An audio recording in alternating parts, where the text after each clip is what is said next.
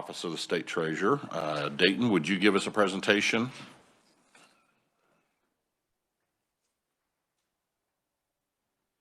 Thank you. Thank you, Chair, members of the committee. My name is Dayton Lemunyan. I'm with the Legislative Research, and I'll be presenting first on the Office of the State Treasurer. We're joined by Shauna Wake, who will answer any questions on the agency's behalf. And if you're ready, we'll begin on page 6. Page 6 begins the current year, fiscal year 2022 analysis. Looking about halfway down the page, the agency requests a revised estimate of $32.2 million, all from special revenue funds in fiscal year 2022. This is an increase of $3.6 million or 12.7% above the approved budget. And this increase, if you look to number 2, is primarily due to an increase of $3.6 million in anticipated increases to the unclaimed property claims. And this is following a decrease during the COVID-19 pandemic. And the governor does concur with the recommendation for this year. So I'll now pause for any questions on 22, or I can move on to 23. Committee, are there any questions on the 22 changes? All right, Dayton, let's go to 23. All right, then we're moving on to page 9. For fiscal year 2023, the budget year, the agency requests $32.5 million, all from special revenue funds. This is an increase of $320,661, or 1% above the fiscal year 2022 revised estimate.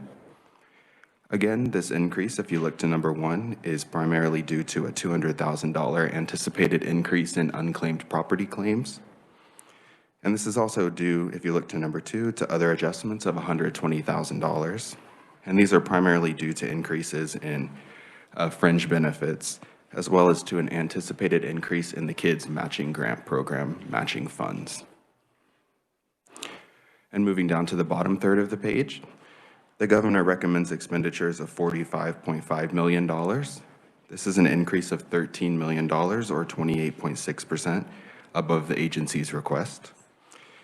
If you look to number 3, this is primarily, this is due to an increase of $13 million for new expenditures. The increase is an SGF transfer occurring on a quarterly basis to the proposed Star Bonds Food Sales Tax Revenue Replacement Fund. These funds will be used to hold the Star Bond districts harmless from the elimination of the sales tax on food. And I'll now stand for questions on 23 or the budget as a whole. Thank you, Dayton. Committee, are there any questions? Senator Pittman. Just real quick on that Star Bond Food Sales Tax Revenue Replacement item. When we hold those places harmless, my understanding was that the food sales tax was only the state portion and not the local portion. How does this, you could just describe in 30 seconds how that would work? Why is it we would hold that harmless with that 13 million? Is it the state giving some proportion right now to the Star Bond program that we're trying to keep it whole with what the estimates were? So in Star Bond districts, they're repaid through sales tax, and a portion of that would represent this $13 million for one fiscal year for the state portion of the food sales tax. Okay. So this is to essentially cover that portion that those districts would otherwise lose with the elimination of the sales tax. Okay, thank you. Senator Olson. Thank you, Mr. Chairman. So we're probably going to see that on an annual basis, because I'm guessing when they went out for the bonds, they showed that money, that revenue would be there. So we're going to probably have to do that annually, right? The $13 million does represent one annual amount, and that would occur as long as the Star Bonds are continuing to be paid. Okay. So you'll eventually see a decrease as those bonds get paid off. Okay. Thank you. Senator Pittman. Just one more question on that. Is that a statutory thing that we have an obligation to do, or is that a choice that we can make as a policy given the nature of the Star Bond program? Is there something that we committed to that gives it to that level? I'm not sure of the statutory basis for it or any obligation that we may have. If the agency can address that, we can provide that information to you. Thank you. Thank you. Committee, any additional questions? Senator Gossage? Thank you, Chairman. Thank you for being here.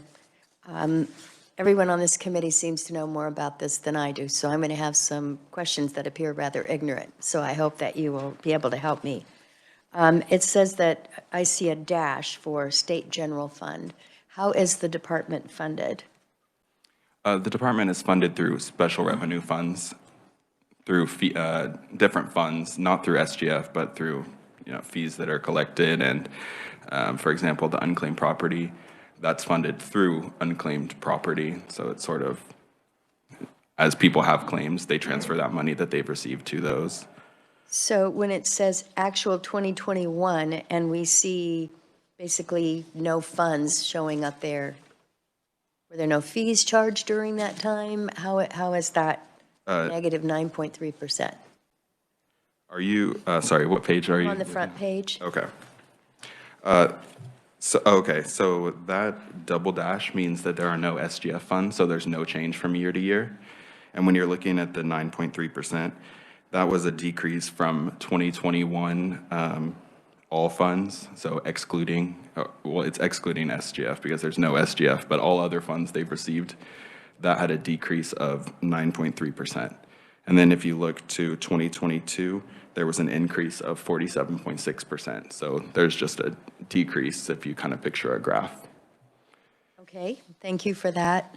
And do we ever see, so we have other funds up here of the 21,815, and is it just that they, again, collected fewer fees in 2021 than 2022? Is it projected there will be more fees coming in? Did they not need as much money for their budget? Why the big difference? So if you look to page 8, we have a change from 2021 actuals table, a graph. And there was a $10.4 million difference between 2021 and 2022, and that's primarily due to unclaimed property claim payments. Okay. So that is a function of, as Shauna may discuss, of outreach. As they outreach, they get more claims as people become more aware of it. And that decreased during COVID. So that is expected to increase. So that's a large portion of that increase. Okay, so, and one last question, if I may, Mr. Chair. I understand how the unclaimed property works. I had some unclaimed property of like $18. So I'm trying to understand how they receive funding through that. Is it just that it sits there for a while until people claim it? I wouldn't want to incorrectly explain the process, so I'll kick that to Shauna, who Right. knows Thank you. infinitely more than I do about that. Thank you, and thank you for your indulgence, Mr. Chair. Any additional questions for Dayton? Okay, Dayton, I'm sorry, Senator Fagg. Thank you, Mr. Chairman. Thank you for your presentation. I'm catching up with Senator Pittman's thoughts on this, and are you going to provide us with something that's going to show, like if we say hold harmless, I'd be interested, how many star bonds do we have? If there's some kind of breakdown, if we didn't do this, exactly what happens. We're holding them harmless, but I want to know, try to understand that part of it. So You're asking for the actual amount that would be lost to those districts? maybe Breakdown by district, or? I don't know how many star bonds there are, but 13 million, and us taking and bringing that around to take care of that. I don't have that information with me, but I can definitely provide that to you. Thank you. Okay, Dayton, thank you very much. We do have representatives of the agency here, so Shauna, is there anything you'd like to add, or Treasurer Rogers?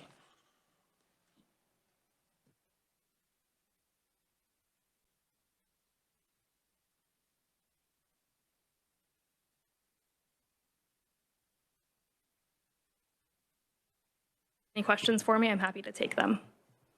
Okay. Committee, are there any questions from the agency? I don't see any. Thank you very much. Thank you very much. Committee, we will now turn our attention to the Pooled Money Investment Board's budget. Dayton?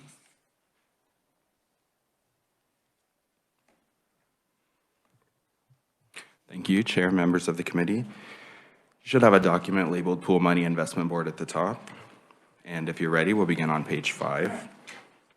I will note that we're joined by Scott Miller on behalf of the agency, and he's available on WebEx for any questions.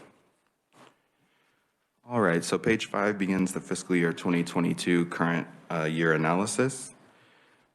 We'll skip halfway down the page.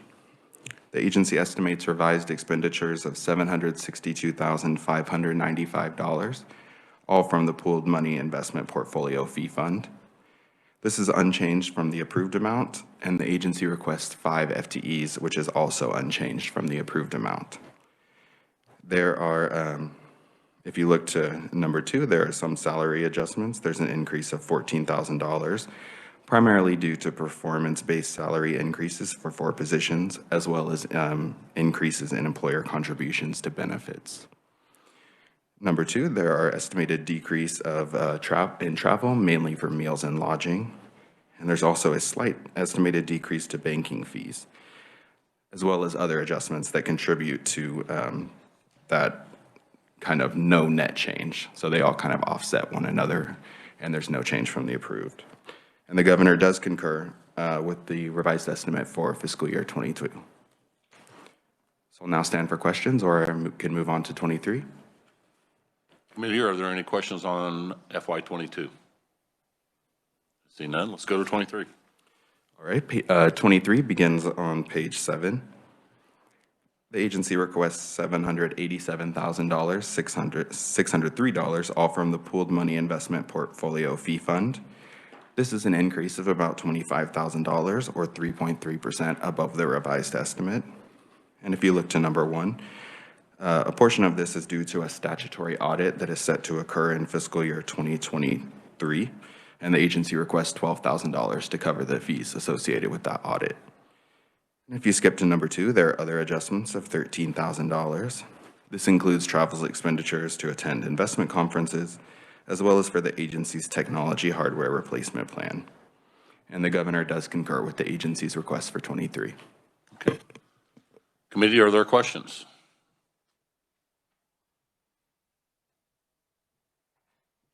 I don't see anything. Thank you. Thank you. Are there any questions for Scott Miller, who is the Executive Director and Chief Investment Officer, who is online with us? I don't see any there either. Committee, these are, I'm sorry, Senator Dietrich. Thank you, Mr. Chair. In some of the committees where we're doing budgets, we spend a little bit of time on the performance measures, and nobody mentioned that. May I ask what those might be in the treasurer's office? I'm looking at the chart. I just need some explanation. Would that be all right? Absolutely. Shauna or Treasurer Rogers?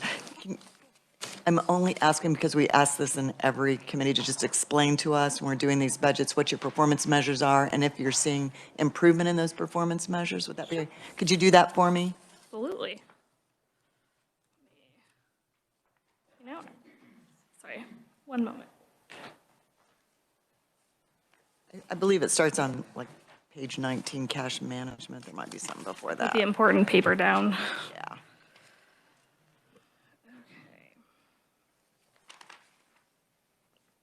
There's able savings performance measures and administration performance measures. I just want to make sure I'm interpreting it correctly. Sure. So some of the performance measures for administration program, you see that there are some no data things there because we started tracking those in current years. Okay. And so the goal for the administration department is to get the word out on our programs and the benefits that we can offer to the state of Kansas citizens. So we, of course, always anticipate an increase in those numbers so that we can get the word out and get more people aware of our programs. Primarily the unclaimed property. Primarily unclaimed property. Recent years have shown more of an emphasis on our Learning Quest program and our ABLE Savings program, especially with legislation that's currently going through for the ABLE Savings program to improve it for citizens.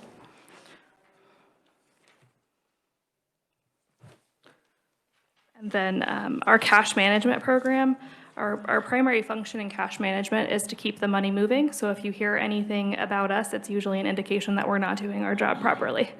And so our performance indicators are we doing it? Is all of our money moving on time? And so the goal there is usually a pass or fail kind of situation. So you don't see a lot of changes in those numbers there.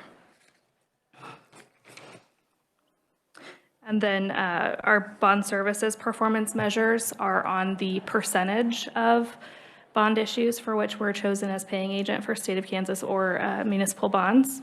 Generally, that percentage is pretty standard at 90% and is the decision factor there most often is the fee. If outside paying agents can offer a lower fee than us, then they get the decision. But we offer incredibly low fees for that service as a service to the state of Kansas. Sorry, were there any other questions? Education assistance performance measures.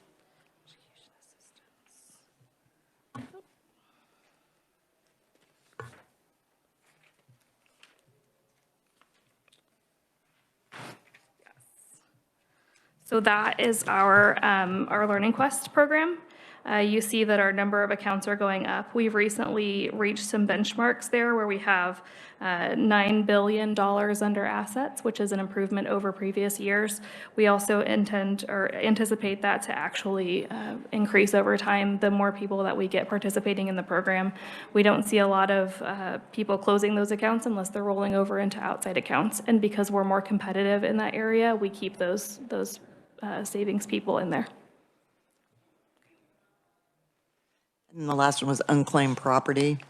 It looks like you're doing an excellent job there. Yes, the goal in unclaimed property is always to give money back to the citizens of Kansas. We take that very seriously, and it's one of the more enjoyable parts of what we do here as an office of the State Treasurer's Office. Your value of unclaimed property in millions, while that number generally grows, the goal over time is to get that number to lower, which means that we're giving more money out to people than we're taking in. The number of active holders shows you how many businesses are reporting their unclaimed property the way that they're supposed to. So if that number were to go down, that would indicate to us that there were fewer businesses that had unclaimed property or that were reporting properly. And we would up our auditing in that area if that were the case. And our outreach actions there, that's the number that we want to see increase. That means that we're going out there and we're getting the word out more often than not. Thank you. Thank you, Mr. Chair. Thank you. Appreciate that. Committee, are there any additional questions? Senator Gossage? Thank you. Just the one question that I asked earlier, and thank you for that, those answers to Senator Diedrich. That was helpful in my understanding. So as far as revenue coming into the Secretary's office, how is it that comes from this unclaimed property? So when we receive reports from holders, that money goes into our expense fund for unclaimed property and for our operating account. And when a certain benchmark is reached, and that benchmark is generally the amount of money that you guys approve for our budget, then every receipt after that goes into the state general fund and is held there. When we pay claims out, that money comes back out of the state general fund and is paid to our claimants.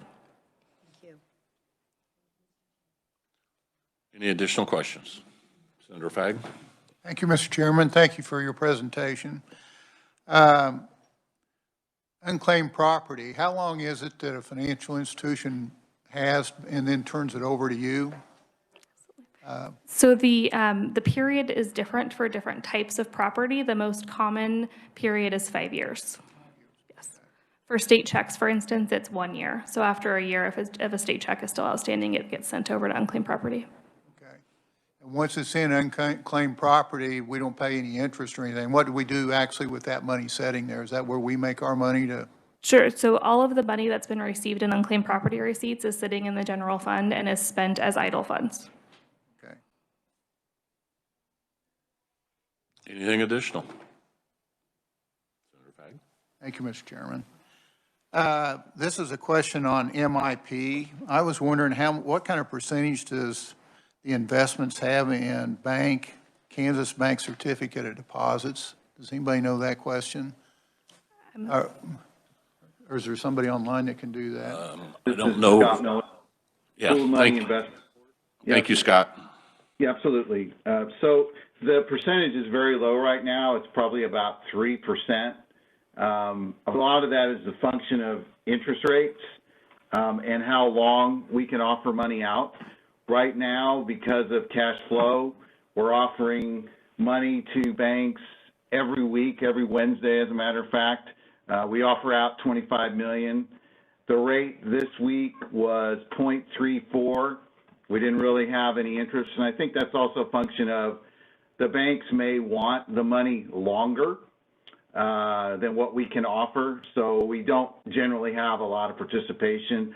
Another issue with the rates to where they are right now is anything over $250,000, the banks need to provide collateral for that money, and because of interest rates being low in the very short term, it can be somewhat prohibitive by buying that collateral just to get the money. So as rates begin to move up, which will probably start happening next month, that may become more attractive an option for the banks. Scott, thank you. Senator Fagg, do you have a follow-up? I do. Thank you, Mr. Chairman. What's the highest percent? You got different things listed here, treasuries, government agencies, commercial paper.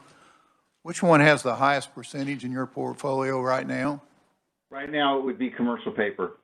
Commercial paper, okay, thank you. Any additional questions? Scott, thank you very much. Committee will close the budget hearings on these two items. I think they're pretty straightforward. Does the committee have any problem with making a recommendation today, which might save us a day next week? I think the proper motion, and we need to do them individually, correct, Dayton, would be that we concur with the recommendation. These, for your knowledge, will go to the full Senate Ways and Means Committee for their final approval. They just are asking us to split these up a little bit. So.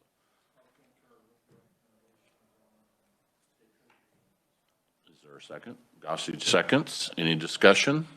That's for both 2022 and 2023, correct? That is correct. We are doing 2022 and 2023 in this motion. I'm sure it is. Senator? No, I was just, Okay. All those in favor signify by saying aye. aye. Opposed, no. Motion carries. Is there a motion on the Pooled Money Investment Board? Senator Fagg? Thank you, Mr. Chairman. I move that we move out favorably FY 22-23 for the Pooled Money Investment Board as recommended by the governor. Senator Holscher seconds. Any discussion? Seeing none, all those in favor signify by saying aye. Opposed, no.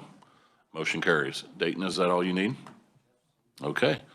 Committee, that completes our work for today. We are not working tomorrow or Monday, so we will see you back here Tuesday morning.